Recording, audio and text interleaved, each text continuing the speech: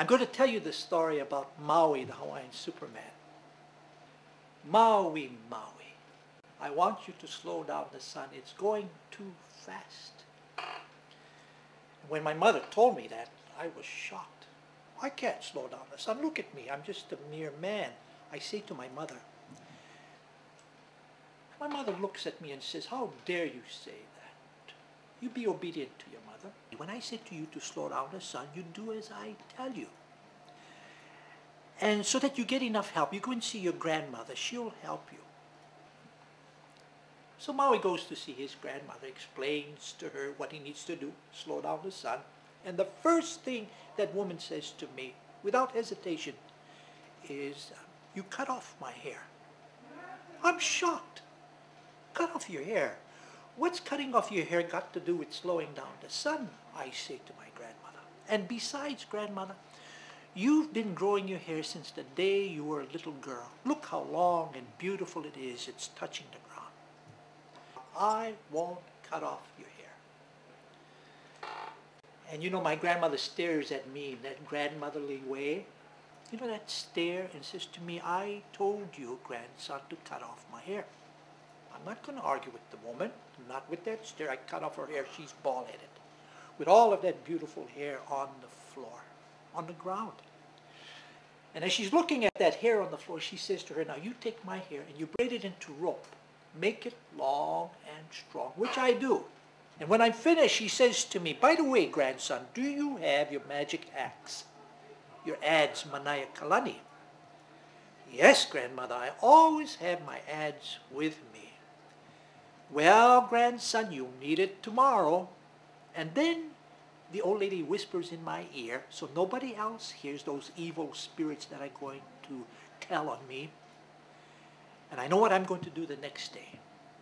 So early the next morning, while it's still dark, I walk to the top of Haleakala on Maui and hide behind a large boulder, waiting for the sun to be born out of the ocean. When the sun comes out of the sea and is moving across the sky, wouldn't you believe it, the sun is going as fast as it can. But I'm patient. I wait till the sun is just beside me when I come out from behind the rock, and I throw the rope that I made from my grandmother's hair into the sky, entangling the sun ray legs of the sun, bringing the sun to a complete halt. Who dares stop me, says the sun. And I'm holding on to the rope for my dear life, not about to let go, saying to the sun, it is I, Maui, that's done this thing. And the sun looks down at me and says, why, you little speck of a thing, you untie me right now. And I look up at the sun and I say to the sun, oh, no, I'm not going to do that. My mother is complaining that as soon as she lays out her copper cloth, you've set, you're going too fast. So there's not enough sunlight for her copper to grow. And besides, she says, our friends and neighbors are complaining. As soon as they wake up, they have to go right back to sleep. Not enough daylight to do their work. You're setting too quickly. And besides, I say to the sun, have you seen the plants lately? Look how short and skinny and ugly they are. They need sunshine to grow. You're going too fast, setting so early, and you need to slow down. Now, as I'm scolding the sun, holding onto the rope, the sun can see all of this and knows that he's not about to be let go by me. So the sun changes his attitude. So the sun says to me, oh, dear, dear, I'm sorry. I had no idea I was causing any problem for you folks down there. But now that you've told me, I promise you that I will slow down. You have my word of honor. Now you let me go. And I look up at the sun and I say, oh no, I'm not done with you. After which I take out my magic axe, Manaya Kalani, and start swinging at the sun ray legs of the sun, cutting off its legs with the sun balling at the top of his head. I don't care. I keep swinging 16 times with the sun in deep, desperate pain, and then I let the sun go. But as the sun is moving across the sky, wouldn't you believe it, the sun is going as fast as he can, never intended to keep his promise. The sun was not a person of honor. But instead of going as fast as it can, the sun is limping across the sky because 16 legs have been cut off. Only 16 legs left over. Now what's that got to do with us today and how the sun is now behaving? Well, it's this. When the sun is going as fast as it can, limping across the sky with its 16 legs, those are our winter months.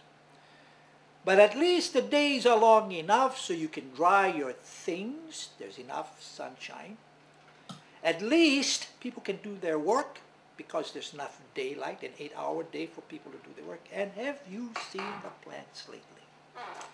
They're tall and fulsome because there's enough sunshine for them to grow.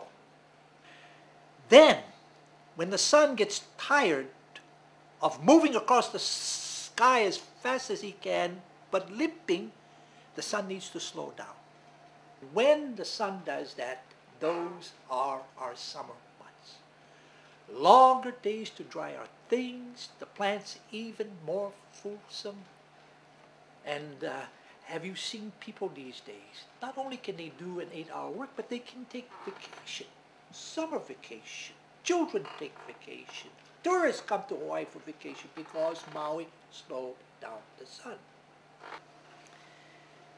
Now, when you're listening to this story, and if you were a child in old Hawaii, there were lessons to be taught from that story. And it comes in the form of 2 questions. Question number 1. Who was it that told Maui to slow down the sun? Of course, it was his mother. If you were listening to my story, you would have known that. So that's the first question. What's the second question? Who was it that told Maui how to slow down the sun? And of course, it was his grandmother. And what's the meaning to all of that?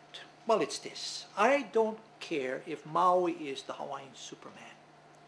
You still have to listen to your parents, your mother, and your grandmother. Listen to the elders. That's where the wisdom is. It's not about strength. It's about wisdom.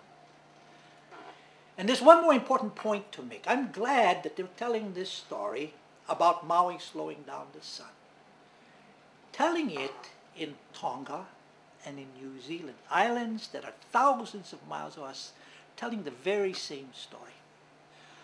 I'm so glad they're telling that same Maui story in Tahiti and in the Marquesas Islands. Those 2 islands, Hawaiians, they believe they came up on canoes to settle Hawaii Nei.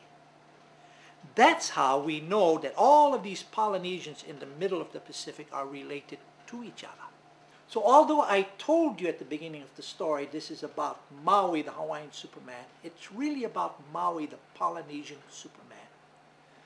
And that's how we know, if we think about it, that all of the people in the middle of the Pacific who are called Polynesians come from the same place just based on this story. And on that I end this story.